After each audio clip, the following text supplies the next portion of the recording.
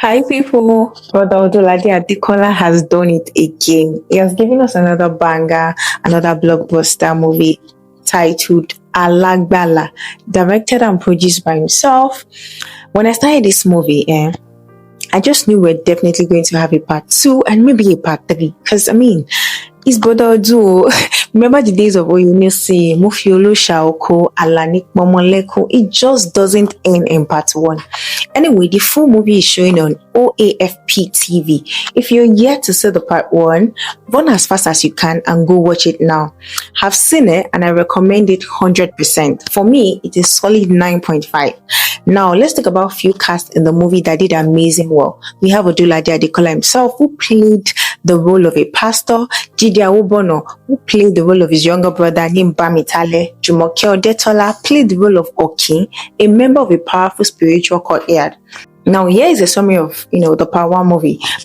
Bamitale started having nightmare of him being welcomed as the leader of some sort of spiritual courtyard, and he was given two instructions.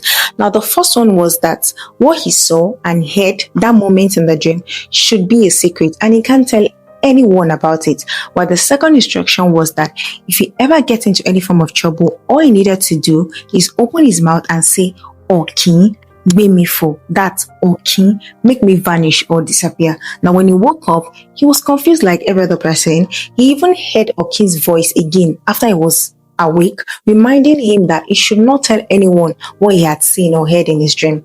As human and very stubborn, he thought all of that was, just a dream, or probably his imagination was, joking around with him or kidding him.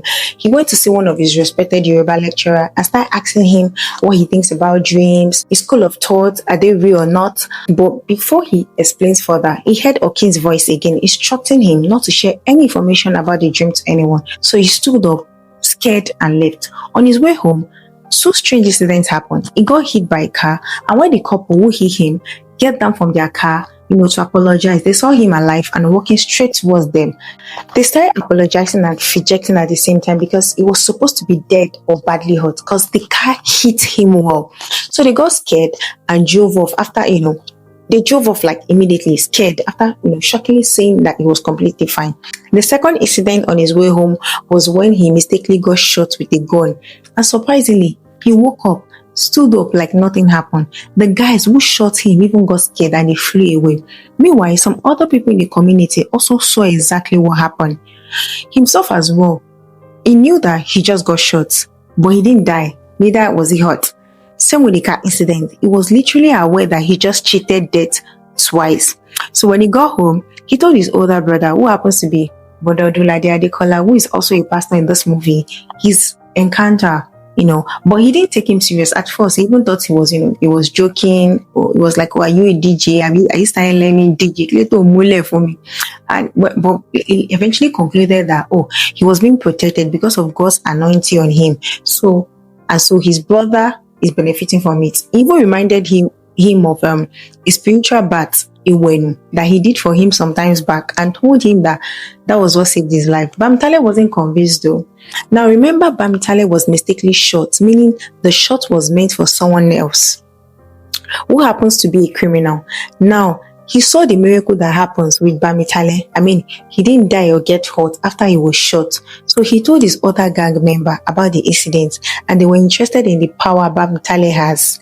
For them, it's either they make him a part of their bad gang or he showed them how to have such power. So they went in search of him and started making inquiry in that community and eventually got a lead to his older brother, who is the pastor.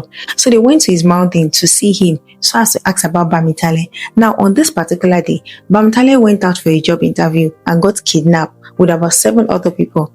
At the point he was supposed to be beheaded, he remembered Oki's second instruction in his dream that whenever he's in any form of trouble, all he needs to say is Okin, make me fall.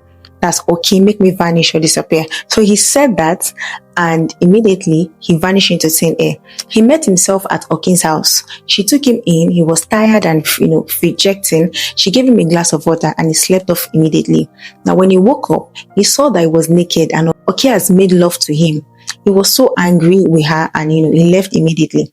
At the same time, the bad gang trying to locate Bamitale already located the mountain his older brother, who is a pastor, ministers. There were three of them, two men and one female. Now they introduced themselves as government officials and codedly started asking questions about how Bamitale has gotten such power. The pastor told them that it was all thanks to the spiritual bath he gave him, and that's what kept him from getting hurt or killed by a gunshot. So they told him that they were also interested as well, since they were government officials who deals with gun and all of that, which was obviously a lie. He told them he was going to get back to them after praying about it, and they exchanged numbers. Now, Pastor went home and met Bamitale in the living room, lying down in the kitchen. He was a bit upset at first. It got him worried by coming home late, and he also didn't show up at the mountain as they agreed upon earlier. Bamitale then told his brother his audio, how he got kidnapped and disappeared to a lady's house, but he didn't tell his brother how he escaped by calling her name, which is Okin, and also the sex he had with her unconsciously. The following day, Bamitale got a call for the interview he was going for the other day that he got kidnapped. He was told they had seen his remarkable credentials and he should show up and meet with them in person to put things in order. So he left immediately to meet this person at, a restaurant. On his way, Emedi literally went on a knee and bowed down to worship him, addressing him as her leader. He was flabbergasted and he just walked away instantly, to where he was headed, because he was like, who's this one? Who's this one? To his surprise, the lady who called to meet up in respect to his job interview was Okin.